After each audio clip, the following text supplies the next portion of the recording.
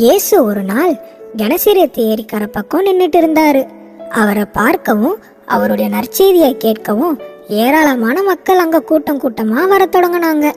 அந்த ஏரிக்கரை ஓரம் இருந்த மீனவர்கள் அவர்களோட படகுல இருந்து வலைகளை சுத்தப்படுத்திக்கிட்டு இருந்தாங்க. இயேசு ஒரு படகுல உக்காந்துக்கிட்டு அவர்களுக்கு நற்செய்தி அறிவிச்சாரு. அங்க இருந்த ஒரு படகு சீமோனுக்கு சொந்தமானது. நற்செய்தி அறிவிச்ச முடிச்சதும் இயேசு சீமோனை பார்த்து ஆழத்துக்கு போய் மீன் பிடிக்கலாம் வாங்கன்னு சொன்னாரு.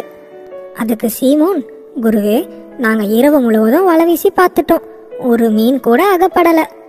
இருந்தாலும் இப்போ உங்க பேச்சை நம்பி மீன் பிடிக்க போலான்னு சொல்லி படக ஆழத்துக்கு கொண்டு போனாங்க. அப்போது இயேசு சொன்னதை கேட்டு சீமோனும் வலை வீசினாரு. அப்போ ரொம்ப பெரிய அற்புதம் அங்க நடந்துச்சு. ஏராளமான மீன்கள் அந்த வலையில வந்து மாட்ட தொடங்குச்சு. மீன்களோட எடைய தாங்க முடியாம வலை கிளிய ஆரம்பிச்சது.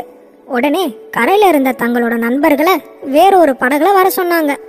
அவங்க வந்து உதவி பண்ணினதுல தான் எல்லா மீன்களையும் கரைக்கு கொண்டு வர முடிஞ்சது.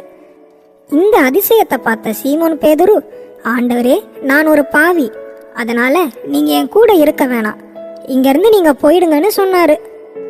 அதுக்கு இயேசு சீமோன் பேதுரு கிட்ட, அஞ்சாதே, இன்று முதல் நீ மனிதர்களை பிடிப்பவன் ஆவாய் அப்படின்னு சொன்னாரு.